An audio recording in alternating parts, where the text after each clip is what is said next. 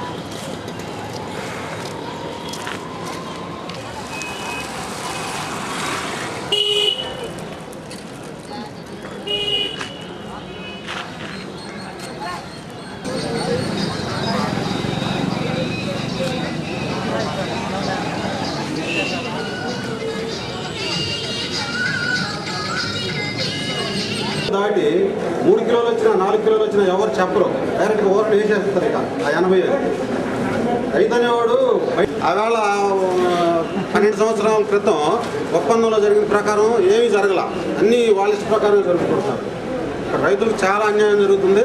మేము 2 నెలల నాడు కమిషన్ పెంచితే ఎవరు వాళ్ళే వాళ్ళు రాస్తున్నారు అని చెప్తున్నారు. కానీ మాకు రైతుకి ఎవరికి ఏం చెప్పాలి, వాళ్ళ ఇష్ట ప్రకారం వాళ్ళు యూనియన్స్ నిర్ణయించుకుంది, ఆ యూనియన్ ప్రకారం రాస్తున్నారు. అసలు రైతుని ఎవరు సంప్రదించినట్టు కమిషన్ దారిని కూడా చెప్పమన్నారు. ఇంత అన్యాయం జరుగుతుంది కాబట్టి ఇది సమస్య పరిష్కారానికి మేము రైతులు కథలు వచ్చాం.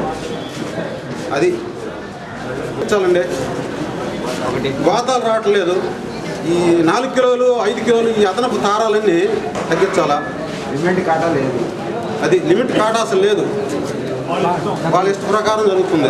అదేమంటే ఇది మా యూనియను మాది మా అందరం ఒకటి, వాళ్ళు మేము రాస్తే మాకు పెనాల్టీలు వేస్తున్నారు, వాళ్ళు రాయట్లా, వాళ్ళ ఇష్ట ప్రకారం జరుగుతుంది. మాకు ఇప్పుడు 2 కిలోల తారం గోతం ఇవ్వాలా, లేకపోతే బస్తా ఖరీదన్న ఇవ్వాలా. గోతం లేకపోతే తారం తీసేయాలా, తారం ఉండకూడదు.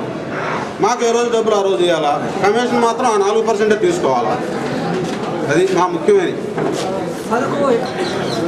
కూరగాయల రైతులకు సంబంధించినటువంటి ప్రధానమైనటువంటి డిమాండ్ కమిషన్లో 4% 8% పెంచారు. ఆ 4% కమిషన్ని ఏర్పాటు చేయాలి. రెండవది కారం తీయటానికి వీల్లేదు. మూడవది తక్కువ పట్టీలు వెంటనే పట్టీలు వేసి ఇవ్వాలి. ఆ రోజు అమ్మిన సరుకు ఆ రోజే డబ్బులు చెల్లించాలి అనేది మా రైతు సంఘం డిమాండ్.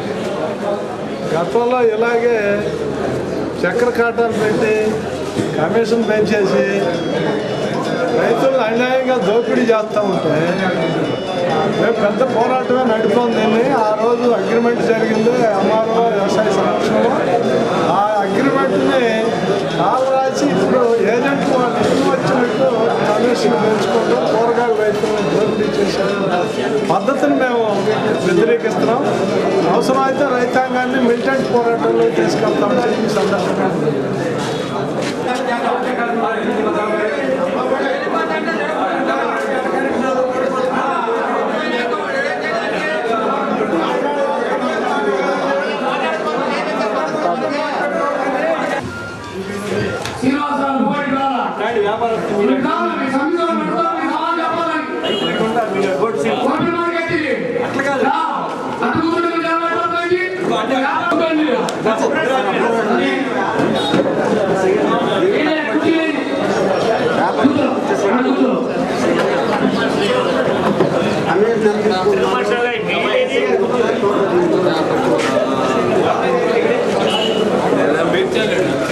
మీటింగ్లో ఉన్నాను, ఏదో ఒకటి ఏర్పాటు చేస్తాను.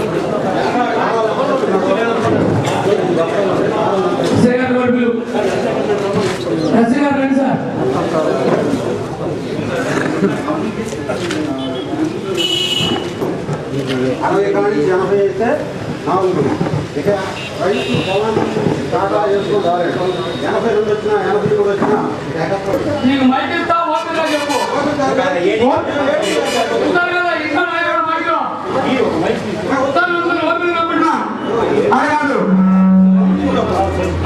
తర్వాత మీ ఇబ్బందులు సంపదలు చౌదరి గారు ఈరోజు ఇక్కడికి విచ్చేసిన మన ఏడీఎం గారికి, మన సెక్రటరీ గారికి, అలానే మన కొప్పూరు శ్రీనివాసరావు గారు, విచ్చేసిన వివిధ గ్రామాల నుంచి విచ్చేసిన రైతులకి, అలానే వ్యాపారస్తులకి, కమిషన్ ఏజెంట్లకి సమస్య వచ్చింది. ఇన్నాళ్ళు 5% వసూలు చేస్తున్న కమిషను ఒకసారి 10% ఇవ్వడం జరిగింది. దాని మీద మన రైతులు, మన శాసనసభ్యులిద్దరికీ, రవికుమార్ గారికి అలానే తక్కువటి కూర్చోబెట్టి సామరస్యంగా పరిష్కరించి ఎవరికి ఇబ్బంది లేకుండా చేయాలని వాళ్ళ ఉద్దేశం. దాని పర్యవసనంగా మన రైతు పెద్దలు అనేక మంది, దండా వీరాంజలి గారు కానీ అనేక మా గ్రామ రైతులు వచ్చిన పేరు అందరికీ, అలానే వ్యాపారస్తులు కూడా నా విన్నపం చెప్పుకుంటూ, ఇక్కడ ఎవరు పర్సనల్గా మాట్లాడుతూ ఒక దండా వీరాంజలి గురించి కానీ పలానా వ్యాపారస్తుల గురించి కానీ రైతు లేచి వాళ్ళ సమస్య చెబుతాడు.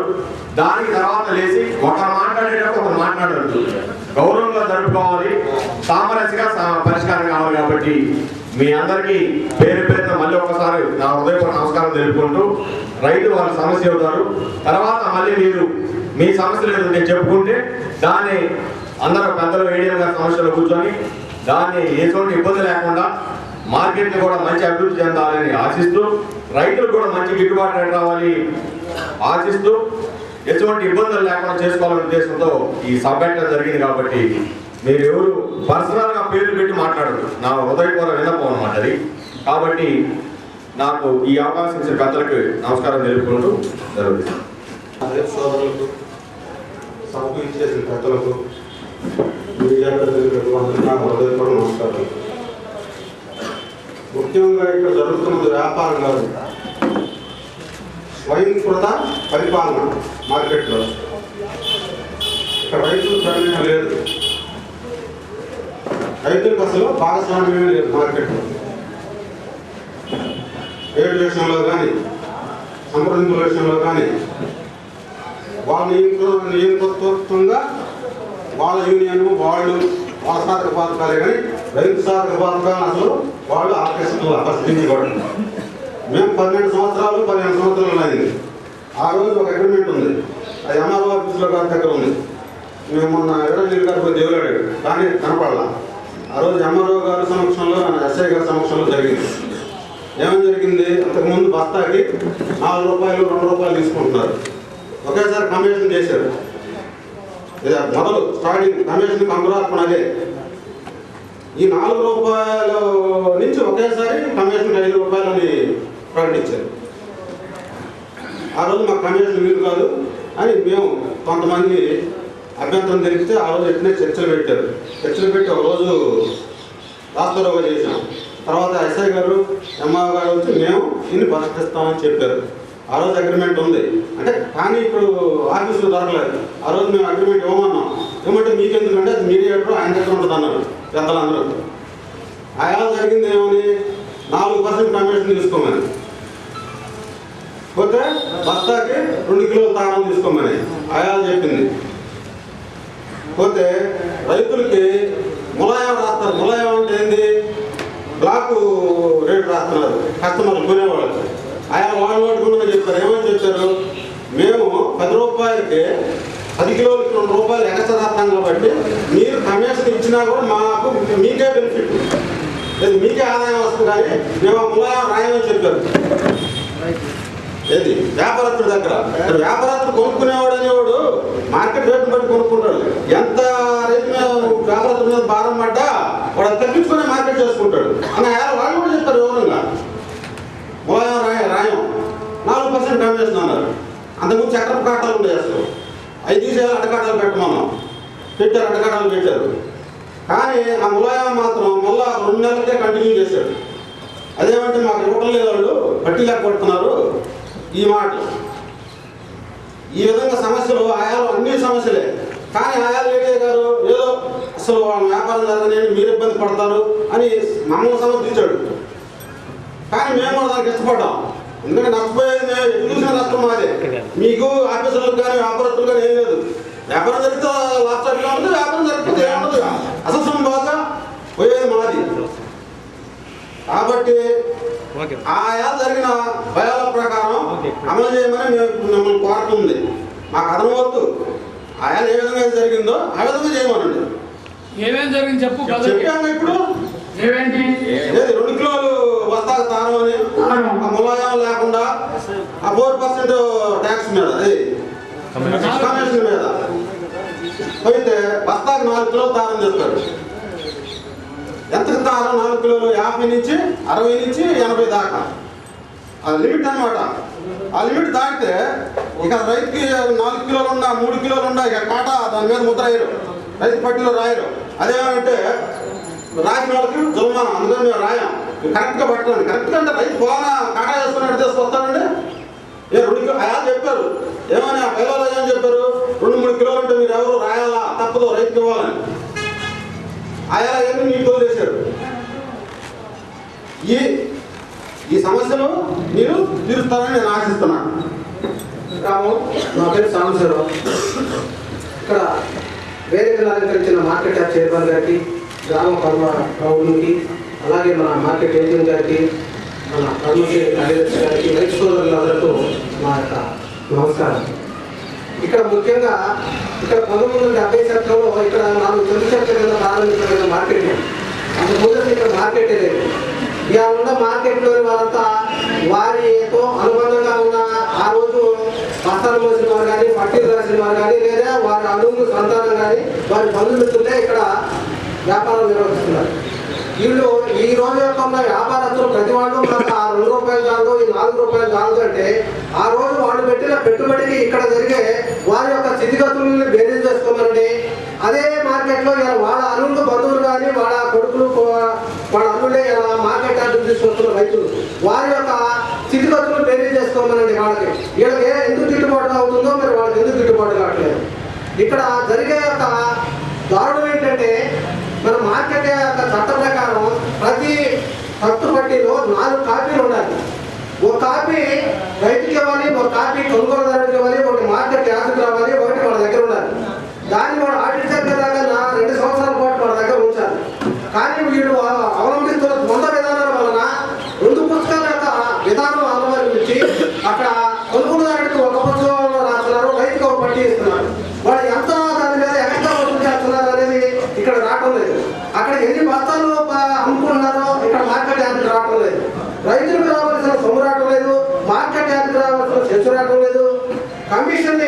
ఆ రోజు బస్తాకు 2 రూపాయలు 3 రూపాయలుగా నిర్ణయించిన దాన్ని 4 రూపాయలు చేస్తే ధర్నాలు చేసి సాధించుకున్న బైరా ప్రకారం ఏ ఒక్కటి కూడా అమలు జరగట్లేదు. ఆ రోజు బైరాలో రాసిన మామూలు మన పెద్ద మనుషుల ఒప్పందాలు ఏం జరుగుతాయంటే ఒక కక్షిదారులకు కానీ అవతల వాద ప్రతివాదులకు కానీ ఎవరు కూడా జడ్జిమెంట్ రాసుకున్న మన యొక్క పత్రాన్ని ఇవ్వట్లేదు. ఎక్కడ కూడా ఏం జరుగుతుందంటే మీకెందుకు వాడికెందుకు మీరు ఇట్లా నా దగ్గర ఉంటారు అన్నట్టు ఆ రోజు ఎంఆర్ఓ గారి దగ్గర మన అప్పటి ఉన్న మన పోలీసు ఎస్ఐ గారి దగ్గర ఉంది. అయ్యి మరి ఈ రోజు అందుబాటులో ఎవరు పోయి వెతికినా ఇది ఏ ఒక్క వ్యక్తి వెనకుండి నడుపుతున్నారు అనేది వ్యాపారస్తుల యొక్క ప్రథమ వాదన. ఒక వ్యక్తికి జరిపితే ఇంతమంది రారు, పక్కింట్లో కూడా చచ్చారే ఈ రోజు రాని యొక్క మన యొక్క స్థితిలో ఉన్నాము.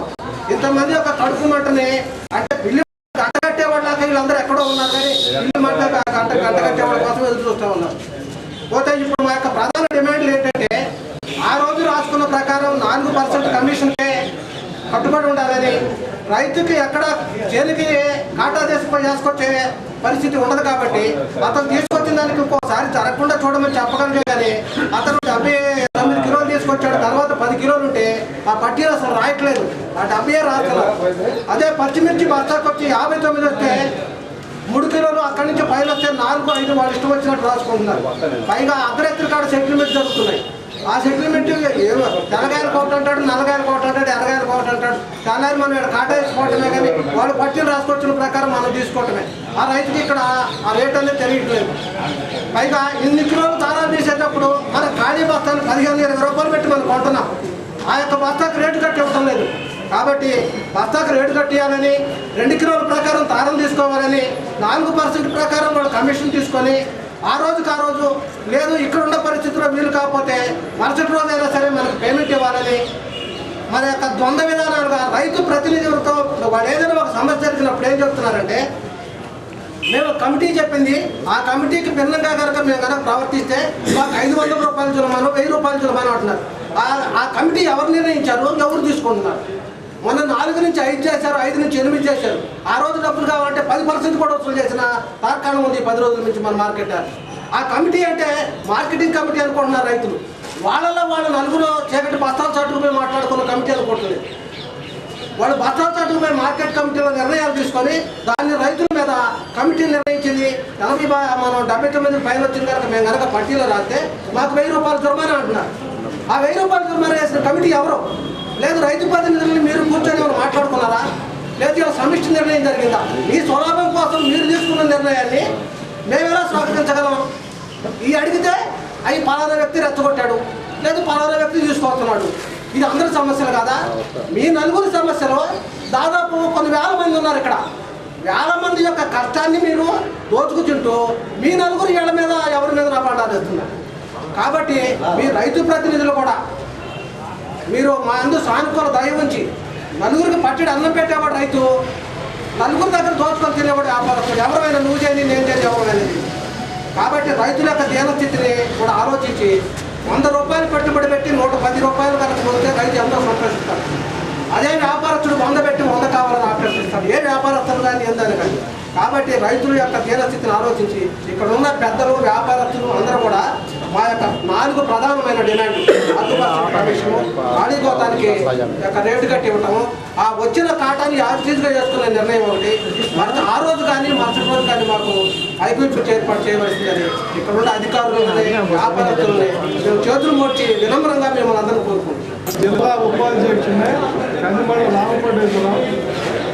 ఒకప్పుడు ఈ ప్రాంతంలోనే రైతు సంఘం తరఫున పనిచేసి మనం అప్పుడు జరిగినటువంటి కూరగాయల రైతుల పోరాటాన్ని నేనే నడిపాం. ఆ రోజు అందరూ ఆడుకోండి, ఒప్పందం మాట్లాడుకోవద్దు సందర్భాన్ని ఇప్పుడు మన వాళ్ళు చెప్పారు. ఆ రోజు చాలా మిలిటెంట్ పోరాటం జరిగింది. ఏజెంట్స్ని చర్చికి రమ్మని పిలిస్తే వాళ్ళు రాలేదు. రోడ్డు మీదకి వెళ్ళి రాస్తారోకే చేసాం. ఎస్ఐ గారు వచ్చి మీరు ప్రతిదానికి రోడ్డు మీదకి వచ్చి అంటే మరి ఎవరికి చెప్పుకోవాలండి? సెక్రటరీ గారు లేరు, ఎంఆర్ఓ గారి దగ్గర పోదామంటే ఎంఆర్ఓ గారు లేరు. వాళ్ళు ఇష్టం వచ్చినట్టు రైతులు దోషులు తింటున్నారు, మరి ఎవరికి చెప్పుకోవాలని అంటే అప్పుడు ఎస్ఐ కలెక్ట్ చేసుకొని ఏజెంట్లు మీరు కూడా రండి స్టేషన్లో మాట్లాడదామని చెప్పింది. వెళ్ళిన తర్వాత రాత్రి 2 గంటల దాకా చర్చ జరిగినా అది ఒక కొలిక్కి రాలేదు. ఎంఆర్ఓ గారి సమక్షంలో రేపు చర్చించుకున్నామని చెప్పి ఆ మరుసటి రోజు వాయిదా వేసుకొని ఒక అగ్రిమెంట్ చేసుకోవడం జరిగింది. ఆ రోజు వేసినటువంటి కమిటీ కూరగాయల రైతు సంఘానికి మన దండా వీరాంజనేయులు అధ్యక్షుడు, దాని మీద అగ్రిమెంట్ మీద ఆయన సంతకం పెట్టాడు. ఆ కమిషన్ ఏజెంట్ల తరఫున వాళ్ళ కమిటీకి ఉన్నటువంటి అధ్యక్షుడు కూడా సంతకం పెట్టాడు. ఆ అగ్రిమెంట్ ఎంఆర్ఓ గారి దగ్గరే ఉంది. సంఘంగా మేము ఏం చెప్తున్నామంటే, దేనికైనా ఒక సిస్టమ్ ఉంది. మార్కెటింగ్ సిస్టమ్ ప్రకారం కమిషన్ ఎంత వసూలు చేయాలా, కాటాలు ఏ విధంగా వేయాలా, డబ్బులు ఎప్పుడు ఇవ్వాలా, మిగతా అన్ని విషయాలు మార్కెటింగ్ సిస్టమ్ ప్రకారం అమలు జరపాలనేది మా రైతు సంఘం రైతుల పక్షాన మేము కోరుతున్నాం. ఇక్కడ ఏడీఎం గారు ఉన్నారు, అదేవిధంగా మన అధికారులు తాలూకా తహసీల్దార్ గారు ఉన్నారు, మన మార్కెట్ కమిటీ చైర్మన్ గారు. ఆయన నేను చాలా సంతోషించి ఆయన రామకృష్ణ గారు ఎంబీఏ మార్కెటింగ్ వ్యవస్థకి సరైన వ్యక్తి వచ్చాడు, రైతులకి మేలు జరిగిద్దని చెప్పి అనుకోవడం జరిగింది. ఆయన ఈ విషయంలో అవి జాగ్రత్తలు తీసుకొని రైతులు చాలా అన్యాయం అయిపోతున్నారు. ఈ సంవత్సరం అయితే మామూలుగా లేదు పరిస్థితి. ప్రతి ఎకరానికి 10,000 రూపాయలు ఇచ్చినా కానీ ఆ నష్టం కూడే పరిస్థితి. అసలు ఖరీఫ్లో నాగార్జున సాగర్ కాలంలో ఈరోజు అన్ని పంటలు లేట్ అయిపోయినాయి. రబీ సీజన్ కూడా ముగిసిపోతా ఉంది. ఇంకా ఒక్క మొక్కజొన్న శనగ ఈ రెండు పంటలు ఇంకా మనం సబ్జెక్ట్ చెప్పండి సార్, సబ్జెక్ట్ చెప్పండి. అది అందువల్ల ఏంటంటే మార్కెటింగ్ అధికారులు, మార్కెట్ కమిటీ చైర్మన్ గారు, ప్రభుత్వం తరఫున తహసీల్దార్ గారు, మార్కెట్ కమిటీ సెక్రటరీ గారు, వీళ్ళందరూ ఆలోచించండి. ఈ రైతుల తరఫున ఒక కమిటీ ఫామ్ చేస్తాం. గతంలో ఉంది ఒక కమిటీ, అంటే ఆ రోజు ఉన్నటువంటి కమిటీలో ఉన్నవాళ్ళు కొందరు కూరగాయలు వేయకపోవచ్చు. ఈ రోజున కొత్తగా చాలా మంది కూరగాయలు పండించేటువంటి పరిస్థితి. అందుకని ఈ కూరగాయల రైతులకి అందరికీ తెలుసు కాబట్టి ఎక్కడ ఎవరెవరు పండిస్తున్నారు అనేది వాళ్ళందరినీ కూర్చోబెట్టి అన్ని గ్రామాలు వాళ్ళని కూర్చోబెట్టి ఒక కమిటీని ఫామ్ చేస్తాం. ఆ కమిటీ మార్కెటింగ్ అధికారులు, ఏజెంట్లు, వీళ్ళ డిమాండ్లు వీళ్ళు పెడతారు. మార్కెటింగ్ సిస్టమ్ ప్రకారం మార్కెటింగ్ అధికారులు వాళ్ళు నిర్వహించేటువంటి పద్ధతిని వాళ్ళు చెప్తారు. ఏజెంట్లకు ఏమైనా బాధలు ఉంటే వాళ్ళు చెప్తారు. వీటన్నిటినీ మేము ముగ్గురు కూర్చొని మార్కెటింగ్ చైర్మన్ గారు ఆధ్వర్యంలో ఈ చర్చలు జరిపి ఈ సమస్యని పరిష్కరించాలని చెప్పి మేము రైతాంగంగా డిమాండ్ చేస్తాం. ఇది మేము రాష్ట్రంలో చాలా చోట్ల కూరగాయల రైతులు సర్వే చేస్తున్నాం. మిగతా పంటల్లో 25 నుంచి 30% రైతులు కాకుండా వ్యాపారులకు వెళ్తా ఉంది. వ్యవసాయ రంగం నుంచి కూరగాయల్లో 50 నుంచి 60% వ్యాపారం దగ్గరికి వెళ్తా ఉంది. రైతులకి ఎలాంటి సౌకర్యంగా ఇది లేదు. ఏదో ఒకసారి అకస్మాత్తుగా రేటు పెరిగినప్పుడు కొందరు పరిస్థితి ఉంది. కూరగాయలు అనేటువంటి చాలా సున్నితమైనటువంటి విషయం. దీన్ని డైరెక్ట్గా ఈ చర్చ ద్వారా పరిష్కారం కాకపోతే రైతులను ఖచ్చితంగా పోగేస్తాం. దీని మీద మెత్తటి పోరాటం కూడా చేయాల్సి వస్తుంది. అందుకని దాన్ని పరిగణలో తీసుకొని, ఎందుకంటే బాధపడేటువంటి వాళ్ళు ఎప్పుడూ పోరాటాలు చేస్తారు. అందుకని కొత్త చైర్మన్ గారు దీనిలో ప్రధానంగా చొరవ తీసుకొని సమస్య పరిష్కారాన్ని కృషి చేయాలని చెప్పి రైతు సంఘం తరఫున నేను మనవి చేస్తూ ఉంటుంది. రైతులు మాట్లాడుతున్నారు. ప్రధానంగా రైతులు చాలా సమస్యలు ఎదుర్కోవడం జరుగుతుంది.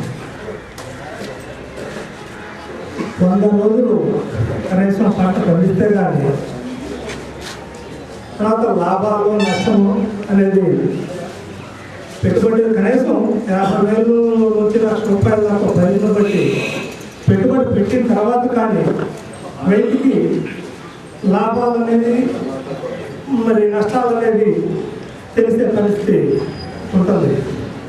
మరి ఈ సందర్భంగా కమిషన్ వర్గాలు కూడా వ్యవసాయ కుటుంబం నుంచి వచ్చినటువంటి వాళ్ళే, వారికి కూడా అన్ని విషయాలు తెలిసింది.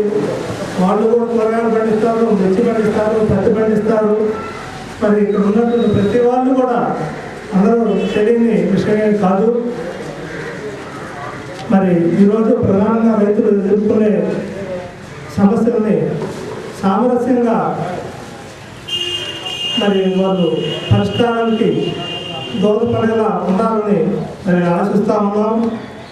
మరి ప్రధానంగా రైతులు కోరుకునేది ఏంటంటే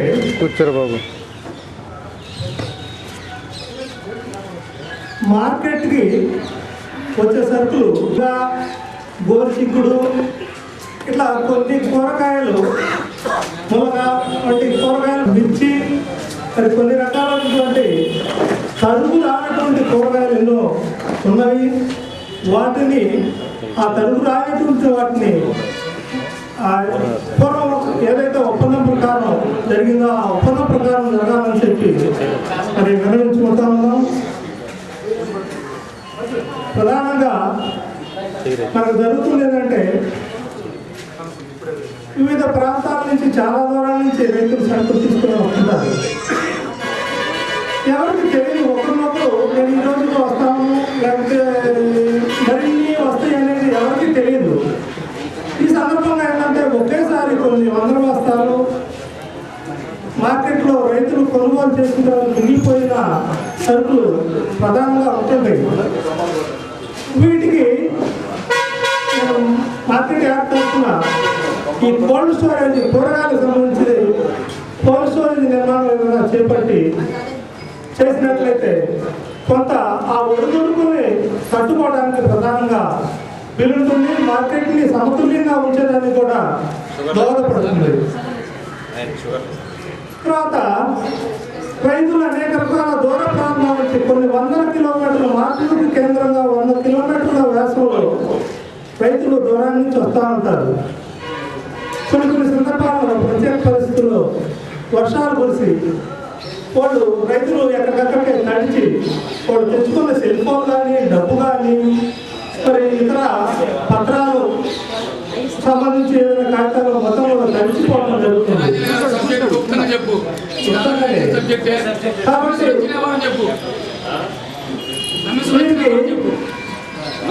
రైతు విశ్రాంతి భవనం ఒకటి ఏర్పాటు చేయాలని చెప్పి అక్కడికి చట్టపరంగా వాళ్ళు చర్యలు తీసుకోవాలని చెప్పి కోరడం జరుగుతుంది. మరొక విధానం ఏంటంటే ఉద్యాన శాఖ తరఫున రాయితీపై విత్తనాలు, కూరగాయ విత్తనాలు ఇవ్వటం జరుగుతుంది. ఈ యొక్క విత్తనాలని తీసుకోవాలంటే హార్టికల్చర్ ఆఫీసులు, ఈఆర్ఓ, పాస్బుక్ ఇవన్నీ కూడా ప్రధానమైనటువంటి కొన్ని ఒక నామ్స్ ప్రకారం జరగాలి. కానీ అలా కాకుండా ప్రత్యేకించి మనకి కూరగాయల మార్కెట్ అనేది ఉంది, ఒక మార్కెట్ యార్డ్ అనేది ఉంది, ఒక వ్యవస్థ అంటూ ఉంది. వ్యవస్థలో ప్రధానంగా రైతులు కొంతమంది కమిటీని ఏర్పాటు చేసుకుని లేకపోతే వ్యాపార ఒక కమిటీ లేకపోతే మార్కెట్ కమిటీలోనే ఒక సబ్ కమిటీ వేసి మనకి ఈరోజు ఈ కూరగాయ విత్తనాలు కావాలి, 10 కూరగాయ విత్తనాలు డిమాండ్ ఉంది, ఆ డిమాండ్ ఉన్న సరుకుని రైతులకి ఎప్పటికప్పుడు తాజాగా రైతు దీన్ని దృష్టిలో పెట్టుకోవాలని చెప్పి కోరుతా ఉన్నాను. రైతులు సంబంధించి అనేక రకాల పంటలు బీమా